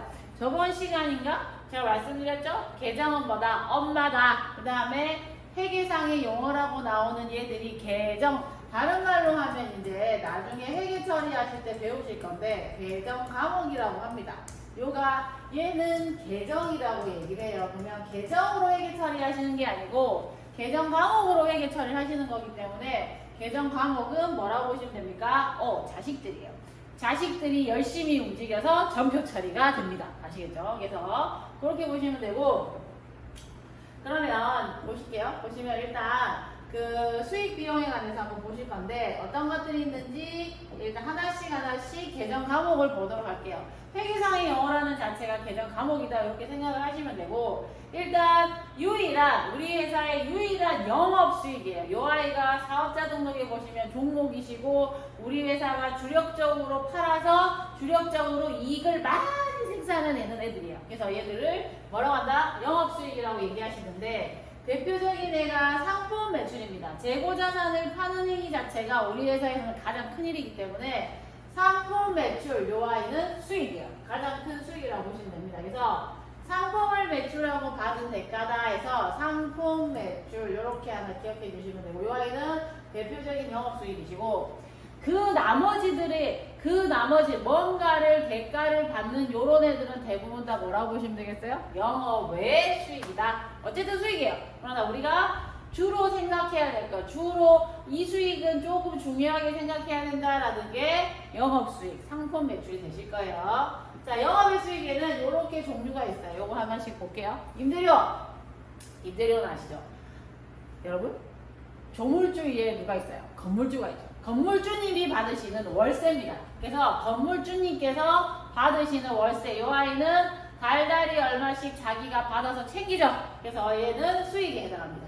그 다음에 이자 수익, 은행에서 가장 많죠. 이자 수익, 은행에서 우리가 돈을 많이 넣어놓으면 은행에서 이제 수익을 통장에 꼽히잖아요. 몇 개월에 한 번씩 찍히는 이자 수익, 뭐 이런 건 설명 안 드려도 아시겠죠? 그 다음에 배당금 수익 같은 경우에는 주식을 보유하고 있는 주주들이 받는 수익입니다. 그래서 요거는 주식, 배당금은 뭐랑 연결이 돼 있다? 그래서 주식이랑 연결이 돼 있어요. 주주들이 받는 수익을 배당금 수익이라고 얘기하시고 그 다음에 수수료 수익 같은 경우에는 뭐냐면 요 아이는 우리가 뭘 주고 사고 파는 게 아니에요. 사고 파는 게 아니고 요거는 용역이라고 얘기하시는데 자, 수수료는 일단 몸으로 때워요. 몸으로 때워서 받는 거라서 서비스, 우리가 이제 영어로 얘기하면 서비스고 한자로 얘기하면 용역이에요. 그래서 몸으로 때우고 내가 받는 걸 수수료 수익이라고 얘기를 합니다. 대표적인 게 회계사무실에서 우리가 기장을 맡기고 나면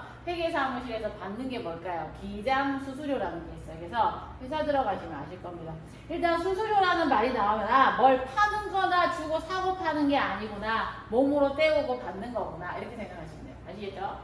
그 다음에 단기매매증권 처분이익은 어떤 경우냐면 우리 단기매매증권 자산할 때 배웠어요. 주식이나 채권을 사시면 요거 뭘로 처리합니까? 내가 샀어요.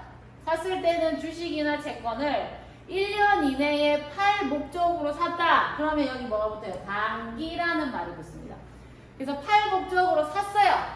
사가지고 얘를 팔았어. 근데 내가 산 가격보다 비싸게 팔았으면 그게 뭐가 되시겠어요? 단기 처분 이익이 되십니다. 살 때 10,000원 주고 샀어. 자, 10,000원 주고 매입을 했어요. 매입을 했는데 어떻게 샀냐면 팔 때 11,000원에 판매를 했어요. 단기매매증권을. 그러면 요 차이가 얼마예요? 차이가 1,000원의 차이가 나시잖아요. 그래서 요게 뭐가 되시겠어요? 처분했으니까 단기매매증권 처분 이익이 되시는 거예요. 그렇죠? 내가 산 가격보다 비싸게 팔았을 때 그 차이 금액을 처분이익이라고 한다. 이렇게 보시면 됩니다. 그래서 원가 이상으로 처분했을 때 이익 이렇게 보시면 되고 요거는 실제 거래예요. 처분이익 같은 경우에는 언제 쓰시냐면 실제 거래에서 쓰시는 거예요. 실제 거래라는 건 돈이 들어오고 나온다는 얘기예요. 현물이 직접 들어오고 나가는 걸 실제 거래고 그때는 처분이익이시고 자, 평가는 언제 하시냐면 평가는 돈이 들어오고 나가는 게 아닌데 그 시점에 주식의 시세로 장부가액을 바꿔주시는 거예요. 요건 언제 하시냐면 결산 때 결산. 아시겠죠? 결산 때 12월 31일이 결산이면 그때의 주식의 종가 마감했을 때 금액으로 장부가액을 바꿔주셔야 돼요. 이게 뭐다? 평가이익. 그러니까 처분은 실제 거래, 평가는 언제 한다? 결산할 때. 결산할 때 평가이익 같은 경우에는 오프라인의 선생님께 가서 배우시면 됩니다. 아시겠죠? 그래서 그렇게 보시면 되고 그 외에 여러분 세상하면 제일 많이 쓰죠. 모르겠어요. 돈은 들어왔는데 모르겠어. 그럴 때는 뭐 일단 돈은 작아. 중요하지 않아. 그런데 사장님한테 혼날 것 같아. 그러면 뭐로 쓴다? 자비익에서 시제를 빡 맞춰 놓습니다. 아시겠죠, 여러분? 그래서 이렇게 해서 넘어갑니다. 요 아이가 뭐가 되실 거냐면 수익. 수익은 손익계산서에서 뭡니까? 번동이다. 번거다라는 거. 이익이라는 거 말 자체가 번거다 이렇게 생각하시면 되겠죠, 여러분? 그래서 이렇게 하시고. 자, 그 다음에 손익계산서에 계정 중에 이제 가장 많은 부분을 차지하시는 게 뭐였어요? 비용이죠. 회사의 영업활동을 하기 위해서 쓴 돈이라고 보시면 됩니다. 그래서 자 보시면 비용은 뭐라고 나옵니까? 자본을 감소시키시고 수익을 얻기 위해서 소비 지출하는 것이라고 돼 있어요. 이게 뭐랬어요? 엄마 계정이라고 했죠? 얘가 뭡니까? 얘들이 계정 과목. 계정 과목은 계정의 자식들인데 요걸로 뭘 하신다? 회계 처리하신다 라고 보시면 돼요. 하나씩 볼게요. 근데 아시는 단어들이 많으실 겁니다, 요거는. 그래서 자 보시면 일단 자 제일 중요하죠. 회사에서 가장 많이 나가는 비용이 뭐였어요? 월급이죠. 월급을 뭐라고 한다? 급여. 퇴직할 때 주는 돈을 뭐라고 한다? 퇴직급여. 이렇게 보시면 되고. 자, 그 다음에 여기 보시면 복리후생비라고 나오실 거고 접대비라고 나오시는데 자 이제 올해부터는 접대비라고 안 쓰시죠? 뭐라고 씁니까? 요 계정 과목이 바뀌었죠? 뭐라고? 기업 업무 추진비 이렇게 바뀌었어요. 접대비라는 내용이 약간 단란한 곳을 생각하기 때문에 접대비라는 계정을 바꿔서 기업 업무 추진비에서 기업추 이렇게 보시면 돼요. 기업추 이렇게 부르시면 돼요. 자, 복리후생비와 기업 업무 추진비를 말씀드린 이유가 복리후생비는 누가 쓴 것? 우리 회사 종업원이 쓴 모든 거를 복리후생비.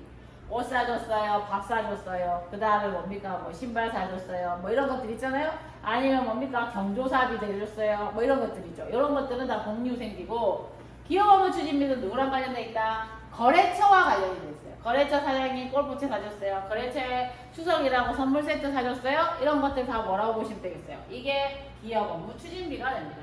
접대비란 계정 이제 안 씁니다, 여러분. 기업 업무 추진비 이렇게 써주시면 돼요.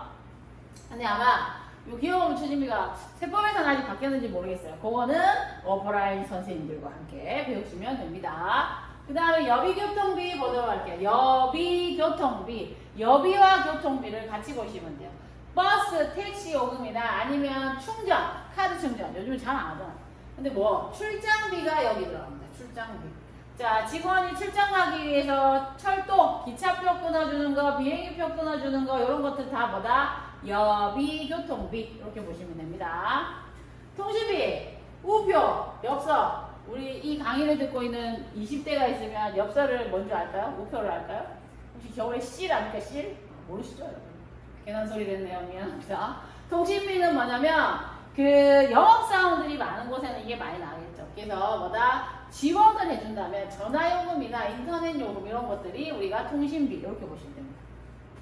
자, 그 다음에 수도관리비는 뭐 회사에 전기 쓴 거, 수도 쓴 거, 가스 요금 있죠? 가스 요금이나 난방, 유류대 이런 것들을 수도강렬비. 여기 이제 공장으로 가게 되면 계정이 좀 바뀌시는데 그거는 오프라인 선생님과 오프라인과 할 게 많죠? 그럼요. 할 게 굉장히 많습니다. 자, 그 다음에 세금과 공가는 세금과 공가니까 세금은 나라에 내는 돈, 공가는 공기업에 내시는 거예요. 그래서 재산세, 자동차세, 상공인소예비 이런 것들 있죠. 면허세, 협회비, 인지대. 인지대는 여러분 자동차 면허가 있으면 우표 같이 붙이는 거 있죠. 인지죠. 그거 이제 인지대예요. 그래서 인지세법에 의해서 걷어들이는 거기 때문에 이런 애들은 뭘로 친다? 세금과 공과. 자, 아까 누가 있었어요, 여러분? 조물주 위에 건물주가 있어요. 건물주가 월세로 받는 거는 임대료. 자, 조물주 밑에 세입자가 있죠. 세입자가 주는 거, 월세로 주는 건 뭡니까? 임차료, 그죠? 그래서 말 그대로 뭡니까? 자, 건물이나 토지나 아니면은 뭡니까? 하나를 빌려서 중간중간에 월세로 지급하는 집세나 터세를 뭐라고 한다? 요 월세. 자, 월세를 주는 걸 임차료라고 하시면 됩니다. 자, 그리고 수선비는 우리가 이제 그 회사의 모든 집기들이 있잖아요. 집기들, 건물, 아니면은 뭐 그 에어컨, 선풍기, 뭐 이런 컴퓨터 이런 것들을 고치시는 데 쓰는 비용들을 수선비라고 얘기합니다. 그래서 수리를 위해서, 그죠? 그래서 그러니까 원래 그 고장난 거 고치시는 거 있죠? 고장난 거 고치시는 거 요게 뭐다? 수선비 이렇게 보시면 됩니다. 아시겠죠? 지금은 외우실 필요는 없어요. 아, 이런 계정 과목이 있구나 라고 보시면 되고 나중에 이제 회계 처리를 많이 하실 거예요. 그러면 많이 쓰시는 거에 대해서는 자동적으로 외워지실 겁니다. 아시겠죠? 그래서 이렇게 자연스럽게 보시면 되고 자, 비용 계정은 아직 더 많아요. 근데 비용 계정은 굉장히 많이 들어보신 거라서 그냥 정리만 하시면 됩니다. 자, 각종 보험료, 자동차 보험료 아니면 건물의 화재 보험료 같은 경우에는 보험료 쓰시면 되고 아까 우리가 뭐가 있었냐면 여기 있어. 수선비라는 게 있었어요. 수선비는 모든 우리가 오래 쓰는 자산을 고쳤을 때는 수선비라고 쓰시면 되고 근데 유일하게 차에 관해서는 요걸 써요. 차를 고치거나 유지 보수라고 돼 있죠. 주유비, 주차비, 자동차 수리비. 주유비도 뭐에 들어간다? 차량 유지비로 들어간다는 거 봐주시면 됩니다. 아시겠죠? 자, 그 다음에 운반비는 매출할 때 지급하는 운임이에요. 뭐 이런 것도 있잖아. 퀵 서비스도 있을 수가 있고 그 다음에 이제 운임 같은 경우에 우체국 택배 그죠? 택배 같은 것들이 외출하실 때 보내는 것들 있죠. 이런 것들 다 운반비라고 보시면 됩니다. 자, 그리고 교육훈련비는 우리 종업원이에요. 우리 종업원에 관련된 거는 다 뭐랬어요? 복리후생비라고 했는데 유일하게 교육이나 훈련 받는 거 있잖아요. 이런 것들은 교육훈련비입니다. 그래서 뭐 우리 뭐 격리부 직원이 세법 교육을 받는다 뭐 이런 것도 있죠. 아니면 외부에 가가지고 교육을 받는 것들 이런 것들에 들어가는 비용은 교육훈련비. 그러니까 우리 직원에 관련된 거는 대부분이 복리후생비인데 직원의 교육이나 훈련에 관련된 비용은 교육훈련비라는 계정을 쓴다. 이렇게 봐주시면 됩니다. 자, 그 다음에 도서인쇄비. 도서와 인쇄비예요. 도서는 책 사시는 거고, 그죠? 책을 사시는 거고, 인쇄비는 보통 요즘에 인쇄비를 많이 쓰지도 않죠. 왜냐면 요즘에는 다 온라인으로 하기 때문에. 온라인으로 인쇄할 일이 많이 없죠. 근데 이제 명함 같은 경우, 명함도 다 온라인으로, 전자명함 이런 거 있잖아요. 그래서 이런 것들이 이제 도서 인쇄비. 얘들은 조금 태세되는 계정 과목 중에 하나긴 해요. 그래서 그렇게 보시면 되고. 자, 소모품비는 쓰고 없어지는 애들. 쓰고 없어지는 애들로서 문구류나 사무용품. 대표적인 게 뭐였어요? 복사용지 이런 것들 있죠. 근데 요즘에 실제로 회사 가시면 소모품비보다는 사무용품비라는 계정을 좀 많이 쓰기는 합니다. 보시면 되고. 수수료 생각하면 아까 제가 뭐랬어요? 용역이라고 했죠. 용역은 다른 말로 하면 서비스. 용역을 제공받고 내가 주는 돈이에요. 그러면 수수료 비용. 용역을 제공하고 받으면 수수료 수익. 오케이? 그렇게 보시면 됩니다. 그 다음에 광고 선전비는 뭡니까? 말 그대로 판매 촉진을 위해서 광고 내시는 거. 요거는 뭐 상품 광고 이런 것도 있지만 뭐도 있겠어요? 그 직원 채용을 위해서 광고 내시는 거 이런 거 일단 모든 광고는 광고 선전. 그래서 그 다음에 중요하지 않은 애들은 잡비로 처리하시면 됩니다. 이렇게 보시면 되고 자, 그 다음에 비용은 굉장히 많아요, 여러분. 비용 많기 때문에 잘 봐주셔야 돼요. 자, 그 다음에 영업의 비용은 이렇게 봅니다.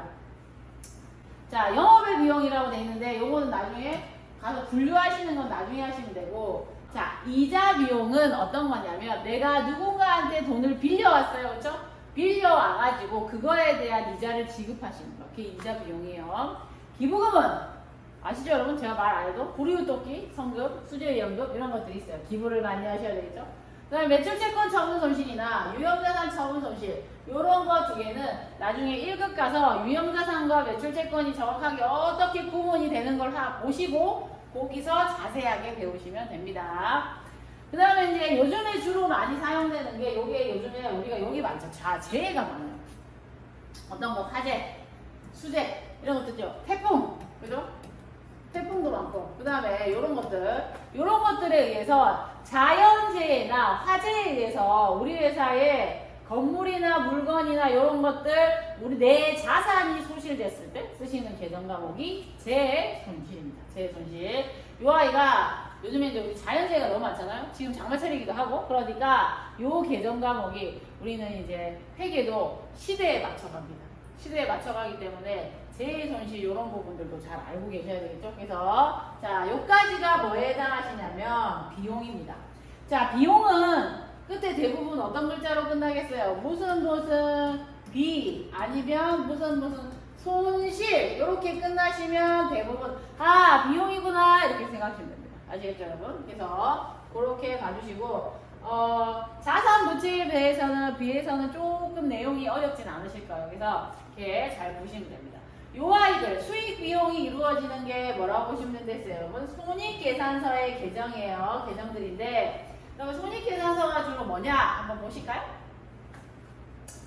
손익계산서는 일정 기간 동안의 기업의 경영성과입니다. 일정 기간이니까 대부분 우리는 어떻게 했어요? 1년을 기준으로 해요. 1년으로 기준으로 하기 때문에 1월 1일부터 12월 31일까지의 경영성과예요. 그래서 여기에서 나오는 거는 수익과 비용 계정들이 나온다. 그래서 방금 살펴보신 계정 과목이 뭐예요?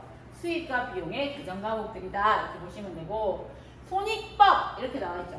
손익법이라고 나와 있는 게 손익계산서의 계산법이다 이렇게 보시면 되는데 자 수익에서 총 우리가 1년에 번 거에 번거라고 얘기했어요. 총 비용 1년 동안 쓴 거를 빼면 뭐겠어요? 아! 이거 내 돈이네. 나한테 떨어지는 뭐가 되시냐면 이익이 됩니다. 아시겠죠? 근데 손익이라고 나와 있잖아요. 손익이 뭐냐면 자, 비용을 많이 썼으면 손실이 날 수도 있겠죠. 수익이 많으면 이익이 날 수도 있을 겁니다. 요거를 합해봐. 손실이 날 수도 있고 이익이 날 수도 있다. 그래서 손익 이렇게 쓰십니다. 아시겠죠? 그래서 네, 대부분 이익이 나면 좋겠죠? 그래서 여기 보시면 어때요? 여러분? 이익과 수익은 완전히 다른 개념이에요. 아시겠죠? 수익은 비용을 쓰기 전의 개념이고 이익은 수익에서 비용을 뺀 개념입니다. 아시겠죠? 회계 정도 해줬으면 수익과 비용 정도, 수익과 이익 정도는 이게 구분할 수 있어야 되지 않겠습니까? 그죠? 그래서 그 내용이다 라고 봐주시면 됩니다. 자, 그러면 아래쪽에 보시면 손익계산서에 정의가 나와 있어요. 그래서 자, 차변 대변은 조금 이따 보실 거고 손익계산서는 이렇게 계산됩니다. 여러분들이 보시는 오른쪽에 뭘 쓰시냐면 수익 계정 과목들을 써요. 계정 과목들 봤죠? 뭐 임대료 이런 애들, 이자 수익 이런 애들은 요변에 쓰시고 비용 있죠? 뭐 복리후생비, 기업 업무 추진비, 여기교통비 이런 계정 과목은 여러분들이 보시는 왼편에 쓰십니다. 아시겠죠? 그래서 수익에서 비용을 빼면 이익이 나오는 게 손익계산서라 했잖아요. 그러면 수익이 100이다. 그러면 그 해에 쓴 게 얼마다? 70을 썼다. 그러면 나한테 떨어지는 순수한 이익은 얼마가 된다? 30이 된다. 이렇게 계산이 되시는 게 손익법 이렇게 보시면 됩니다. 아시겠죠? 그래서 여기까지가 저희가 수익과 비용의 계정과 손익계산서의 계산 원리. 자, 잊어버리시면 안 돼요. 수익과 이익은 다른 개념이라는 거 아시겠죠, 여러분? 그렇게 봐주시면 되실 것 같고 쉽지 않죠? 인생이 쉽지 않습니다, 여러분. 몰라요. 그래서 이 정도는 그래도 하셔야 된다는 거. 여기 교재는 아마 나눠 드릴 건데 이런 내용들은 여러분들이 직접 자산부채 자본을 익히실 때 한 번 더 보시고 정리를 하시면 되실 것 같습니다. 오늘은 여기까지. 안녕하세요, 여러분. 자, 이제 기초과정이 거의 끝나가는데 오늘 굉장히 중요한 걸 배워요. 저희가 회계에서 가장 중요한 게 뭡니까? 전표 처리하시는 거거든요. 전표 처리하시는 건데 전표 처리하려면 이제 기준이 있어야 되니까 우리가 전표 처리를 하려는 계정 과목은 어느 정도 살펴봤어요. 그러면 어떨 때 전표 처리를 하느냐 이런 거를 좀 보셔야 돼요. 우리가 일상 거래라고 합니다. 거래가 발생하면 저희가 회계상으로는 전표 처리라는 걸 해요. 회계 처리라는 걸 하고 합니다. 근데 일상생활에서는 얘를 거래로 봐요. 근데 회계에서는 거래를 안 보는 애가 있고 그 다음에 회계상에서는 거래로 봐요. 일상생활에서는 상식선에서 회계 거래가 아닌 애들이 있어요. 그런 애들을 좀 구분을 하셔야 돼요. 그래서 되게 중요한데 자, 이번 파트는 거래에 대해 관한 기장 다시 이번 파트는 거래에 관한 기장에 대해서 보도록 하겠습니다. 그래서 여기 보시면 그 회계상의 거래와 일상생활의 거래 구분 요거 하실 거예요. 그리고 거래의 8요소는 여기 회계 처리하실 때 여러 가지 요소도 우리가 구분을 해서 회계 처리하시는데 요거는 오프라인에서 선생님과 하시면 됩니다. 계속 오프라인 얘기를 하죠. 그래서 저보다 워낙 유능한 선생님들이 많으시기 때문에 선생님들과 열심히 배우시면 되고, 그렇지 않을 때는 뭐 저를 만나실 수도 있겠죠? 그래서 그게 운이 좋은 건지 나쁜 건지는 모르겠어요. 그러나 저를 만나실 것 같으면 열심히 하셔서 회계에 열심히 하시면 만나실 수 있어요. 그거는 나중에 마지막에 얘기해 드릴게요.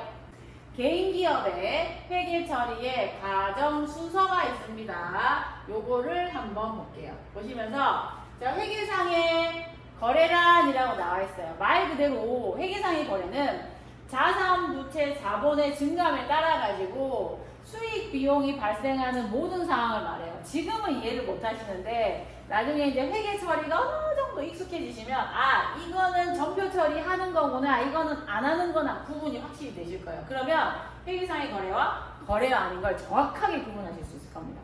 지금은 아마 그건 잘 안 되실 거기 때문에 보실 거예요. 자, 회계상의 거래인 거와 아닌 것이라고 돼 있어요. 그러니까 이거는 상식을 깨셔야 돼요. 회계는 일단 상식을 깨고 회계상의 눈으로, 회계를 보는 눈으로 보셔야 됩니다. 아시겠죠? 그래서 회계상의 거래인 거는 화재, 도난, 분실, 감가, 대손, 매입 매출. 매입 매출은 우리가 상식선에서 다 알아요. 요거는 회계상의 거래다. 전표 처리하겠다. 사고 팔면 당연히 거래죠. 그러니까 요건 아시는데 여기 보시면 거래인 것이라고 돼 있으니까 요 아이는 다 전표 처리를 해요. 회계 처리가 가능한 애들이에요. 그런 애들이 뭐가 있어요? 화재. 일상생활은 화재는 거래가 아니죠. 불타서 없어진 애들 어떻게 하겠어요? 아까 계정 과목 하나 배웠잖아요. 저번 시간에. 재해의 손실. 얘들은 계정 과목이 다 나타나는 애들이에요. 아시겠죠? 그래서 화재, 도난, 음수졌어요. 음수졌는데 얘를 뭐라고 한다? 회계상의 거래라고 한다. 아시겠죠? 그래서 분실, 얘도 마찬가지예요. 그래서 그 다음에 감가는 여기 이제 나중에 여러분들을 많이 괴롭히실 거예요. 가치 감소, 말 그대로 자산의 노후화예요. 요 아이도 뭘로 보겠다? 요 아이도 회계상에서는 거래로 봅니다. 그래서 그 다음에 대손은 뭡니까? 대손은 우리가 거래처에 외상대금이 많은데 그 중에 다 받을 수는 없어요. 뭐 양심불량으로 사장님이 도망가거나 그러면 못 받겠죠. 이럴 때 뭡니까? 떼인 돈이요. 떼인 돈. 떼인 돈. 우리 그 뭡니까? 옛날에 오토바이 같은 사람들 막 지나가면서 막 이렇게 뿌리잖아요. 뿌리면서 뭐라 합니까? 떼인 돈 받아드립니다. 이렇게 얘기하잖아요. 이거요. 요것도 뭐라는 얘기겠어요? 떼인 돈 자체가 거래가 아니죠. 왜? 떼먹고 도망가는데 그게 무슨 거래예요. 근데 회계상에서는 이거를 떼인 돈도 회계 처리할 수 있도록 해주겠다라는 겁니다. 그래서 요런 애들이 다 뭐라고 보시면 되겠어요? 회계상의 거래예요. 그러니까 얘들을 생각할 때 회계상의 거래는 회계 처리가 가능한 애들이구나 이렇게 생각하시면 됩니다. 아시겠죠? 그래서 그런 애들이고 아래쪽에 보시면 뭐가 나와요 여러분? 회계상의 거래가 아닌 것. 얘들은 뭡니까? 얘들은 회계상의 거래가 아니기 때문에 회계 처리할 게 없어요. 주문 전화로 사장님 저희 컴퓨터 10대만 해주세요. 일단 견적서 좀 보내주세요. 이렇게 얘기해요. 그리고 저희가 주문할게요. 이렇게 하면 아무런 거래가 없잖아. 내 자산의 증감이 없죠. 그러니까 회계상의 거래가 아니고. 그리고 이제 계약. 대표적인 게 임대차 계약이에요. 임대차 계약을 쓰면 임대차 계약서만 썼죠. 그러면 돈이 들어오고 나가진 않았어요. 그러면 그때도 거래가 아니에요. 그 다음에 보관. 그냥 창고에 가만히 놔두시는 거. 일단 내 자산의 증감이 없으면 요거는 회계상의 거래로 보지 않습니다. 아시겠죠? 그래서 담보는 마찬가지예요. 소유권, 일단은 회계상에서는 소유권이 이전되지 않으면 안 돼요.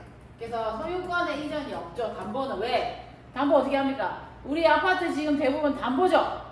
그죠? 그래서 은행에다가 돈 빌리기 위해서 아파트 담보로 잡고 돈 빌렸잖아요. 근데 일단 우리 집은 누구 거예요? 일단 내 거잖아. 어쨌든 뭐 빚은 많으니까 화장실 한 칸만 우리 집이라도 그죠? 나머지는 다 은행 집이죠? 그러나 일단 명의는 내 거잖아요. 그러면 담보는 일단 소유권 이전이 안 됐기 때문에 회계상의 거래를 안 봅니다. 안 보시고 약속은 뭐랑 똑같겠어요? 계약이랑 거의 똑같아요. 채용은 어때요? 근로자 채용할 때 바로 월급 주진 않죠. 계약서만 쓰세요. 대부분 계약이에요. 그래서 얘도 아니에요. 그래서 요 두 개를 구분을 잘 해주셔야 됩니다, 여러분. 잘 해주시면 되실 것 같고, 요것도 이제 하다 보면 회계 처리가 되는구나 안 되는구나에 따라서 아실 수가 있을 겁니다. 아시겠죠? 그래서 요렇게 넘어가 봅니다. 그래서 이렇게 거래가 있다라는 거 보시면 되고, 오늘은 뭐 전표 처리는 거의 안 하실 거고, 요 아이들 저번에 제가 한번 설명드렸죠. 계정과 계정 과목. 제가 그랬어요. 계정의 엄마, 계정 과목은 자식들. 누가 움직여야 된다? 자식들이 움직여야 돼요. 자식들이 움직이면서 뭐가 돼요? 회계 처리가 된다. 이렇게 보시면 됩니다. 계정은 그냥 뒤에서 이렇게 감싸면서 울타리고 얘들은 일하지 않습니다. 일은 누가 한다? 자식들이 해야 돼요. 요즘엔 반대가 됐지만. 그래서 그렇다는 거 계정 과목 보시면 되실 것 같아요. 자, 그러면 요런 내용들은 아마 여러분들이 계정 과목을 외우시기 위해서는 이런 것들을 좀 많이 풀어보셔야 됩니다. 저는 설명만 하고 풀어보시는 거는 오프라인에서 선생님과 풀어보시든지 아니면 개별적으로 풀어보시면 답안은 아마 올라가 있을 거예요. 그래서 그거 보고 풀어보시면 되고. 자, 그렇다면 분계라는 걸 한번 볼게요. 간단하게만 보실 거예요. 이번 시간에는. 왜? 실제 학원에 가시면 분계라는 걸 굉장히 많이 합니다. 여러분. 회계 처리 굉장히 많이 하고 분계하실 때 유의사항이 뭐냐면 차대변이 많이 바뀌어요. 몇십 년 된 선생님도 많이 바뀝니다. 그런 걸 두려워하지 마세요. 일단은 적어보는 거지. 그죠? 아시겠죠, 여러분? 자, 분계는 우리가 알고 있는 회계 처리예요. 회계의 꽃이죠. 회계 처리고, 그 다음에 전표 처리를 말하는 겁니다. 전표 처리라고 하시는데, 자, 분계라는 건 어떤 거냐면, 거래가 발생을 했어. 이때까지 우리가 배웠죠. 회계상의 거래인 것들이 있었잖아요. 그래서 요거를 기입하는 준비 단계입니다. 준비 단계인데 요렇게 세 가지로 해요.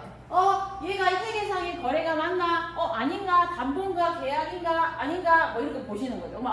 회계상의 거래가 맞습니다. 매입이나 매출이었어요. 그러면 어느 계정을 차변에 적고 어느 계정을 대변에 과목을 어떻게 적느냐 이렇게 보는 거죠. 그리고 상대 계정의 과목과 금액을 차변 대변은 어떤 거냐면 저희는 단식부기가 아니라 그랬잖아요. 복식부기예요. 그래서 복식부기는 뭡니까? 여러분 탁구도 복식조 이런 거 있잖아요. 그러니까 2명 이상.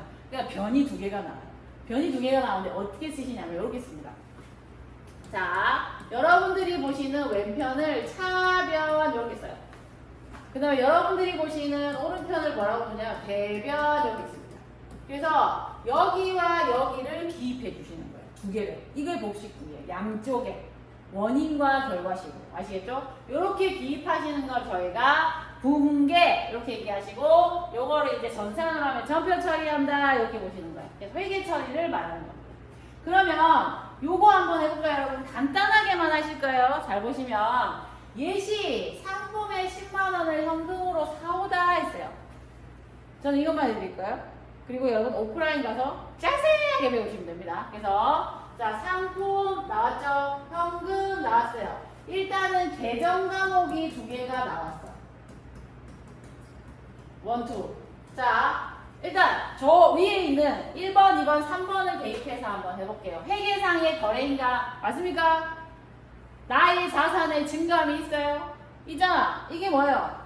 매입을 하고 사왔으니까 얘가 매입이잖아. 매입은 뭡니까? 회계상의 거래를 의미하시죠? 거래를 의미하시기 때문에 자, 일단 상품이나 현금이나 둘 다 뭐에 해당하시냐면 자산에 해당해요. 자산.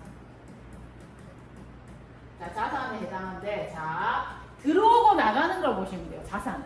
일단 뭐가 들어오고 뭐가 나가요? 뭐가 들어오고 뭐가 나가요? 어떤 거를 차변에 쓰고 어떤 거를 대변에 쓸까 이렇게 보셔야 돼요. 일단 상품 얼마가 나옵니까? 10만 원을 현금으로 나왔으니까 자, 차변에 자산 계정을 써줘요. 자산에 여기가 증가변이 되실 거고 여기가 감소예요. 요거는 나중에 거래 판료소를 배우시면 아실 겁니다. 일단 둘 다 자산이에요. 그러니까 자, 상품이 들어오고 현금이 나갔어요. 그럼 차변에 상품이 10만 원짜리가 이렇게 들어있죠. 그럼 이게 상품이 자산이라고 그랬잖아요. 증가했죠. 나중에 거래 판료소 배우시면 됩니다. 그 다음에 대변의 감소는 뭐가 잘했어요? 상품 사고 돈 줬죠. 돈 줬잖아. 그럼 돈이 작아지겠죠. 대변에 어떻게? 현금 10만원 이렇게 작아지실 거예요. 현금이 대표적인 자산이죠. 그래서 이렇게 차변의 상품 10만원, 대변의 현금 10만원 이렇게 차변 대변의 값을 적어주는 걸 우리가 뭐라고 얘기한다? 분계라고 합니다. 일단 이 계정을 과목을 어디에 쓸지는 몰라도 분계가 이런 거구나 라는 것만 보시면 돼요. 아시겠죠? 그래서 이런 애들은 우리가 뭐라고 얘기합니다? 분계라고 하고 일단 이제는 회계를 배웠으니까 뭐 왼쪽 오른쪽 이렇게 말씀하시면 안 될 거고, 여러분들이 보시는 왼편은 차변이라고 한다. 여러분들이 보시는 대변 오른쪽을 대변이라고 한다. 이 정도는 기억하시면 되실 것 같아요. 됐죠, 그렇죠? 그래서 이렇게 봐주시면 되실 것 같습니다.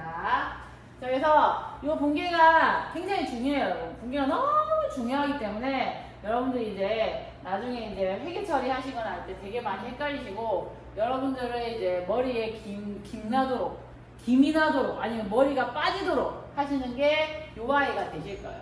그러니까 일단은 오프라인에서 거래의 8요소가 뭔지를 정확하게 보시면 그 원칙에 따라서 회계 처리만 해주시면 돼요. 근데 여러분 많이 틀려요. 많이 틀려야 빨리 익힐 수가 있어요. 그러니까 본인이 틀리는 걸 너무 두려워하지 마세요. 아시겠죠? 저도 틀립니다. 저도. 아시겠죠? 여러분? 선생님 저도 틀리기 때문에 이거는 당연한 겁니다. 여러분. 아시겠죠? 자, 그럼 마지막으로 제가 뭘 하나 해드릴 거냐면, 자산 부채가 나오는데 여러분 되게 자산 부채의 내용들을 헷갈려 하시잖아요. 그래서 뭘 하실 거냐면,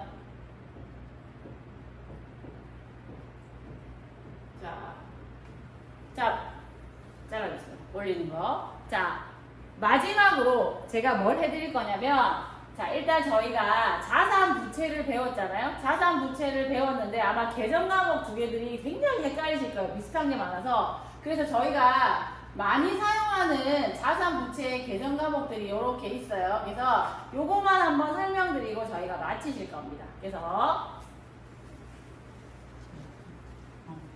자, 요 아이가 채권, 채무의 회계 이렇게 나와 있잖아요. 그래서 모르시겠으면 이렇게 보시면 돼요. 여기가 자산의 계정 과목이고 여기가 부채의 계정 과목입니다. 그래서 요 두 개는 반대의 뜻이에요.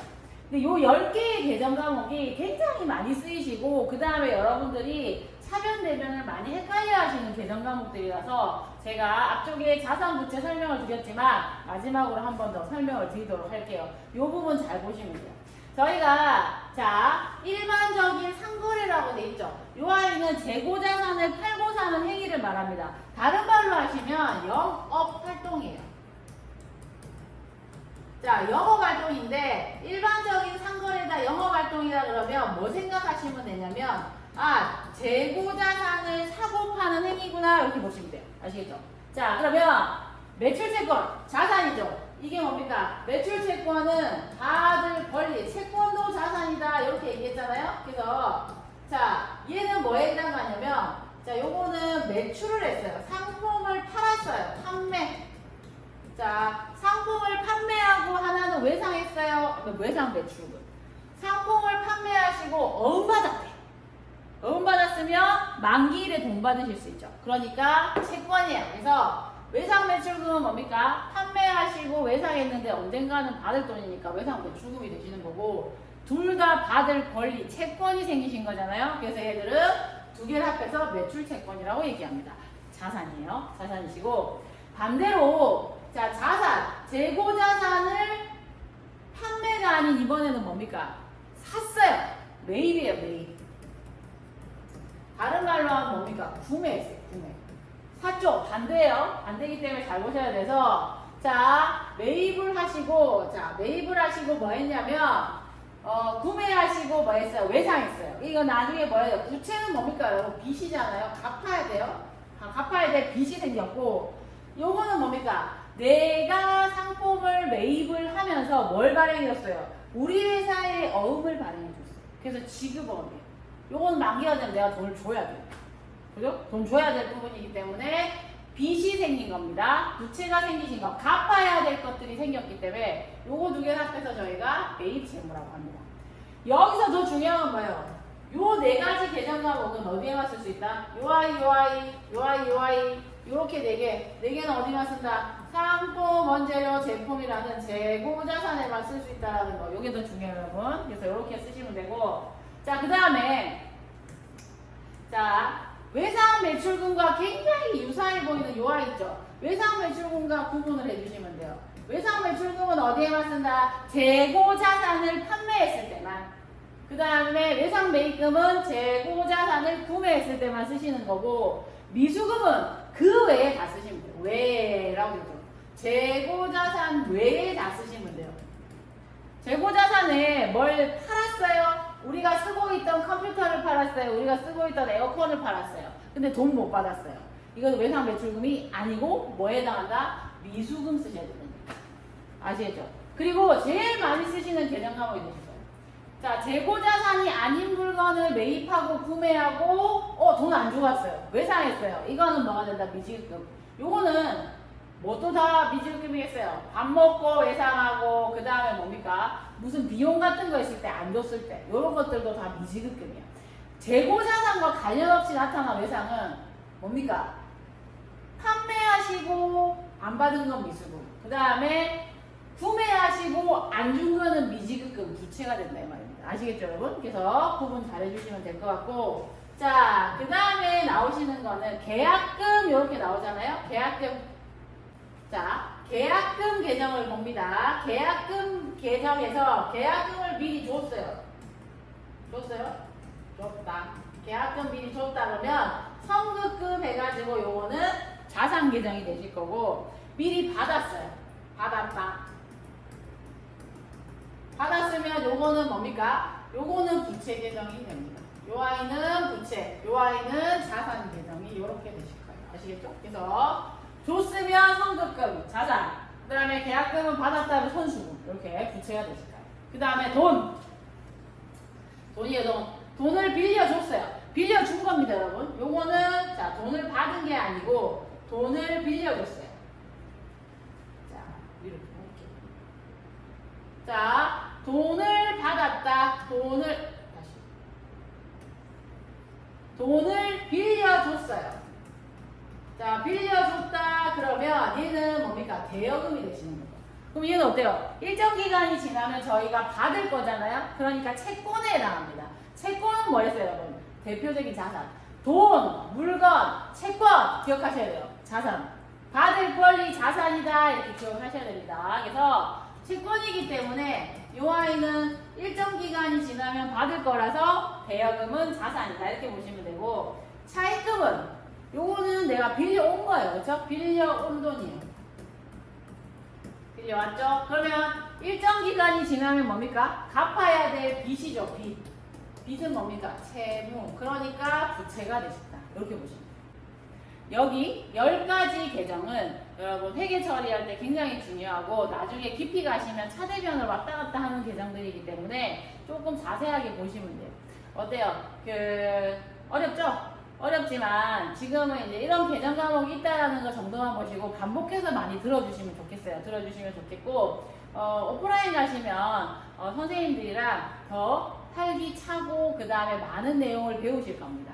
그리고 저를 만나고 싶으시면 일단 기초과정을 잘 들으시고 회계교육도 잘 들으시고 세무일까지 다 들으세요. 2급까지 듣고 세무일에 가시면 연말정산 이런 거 배우시기 때문에 취업하시는데 굉장히 도움이 많이 되실 겁니다. 그래서 그걸 듣고 나는 법인세도 한번 듣고 싶다.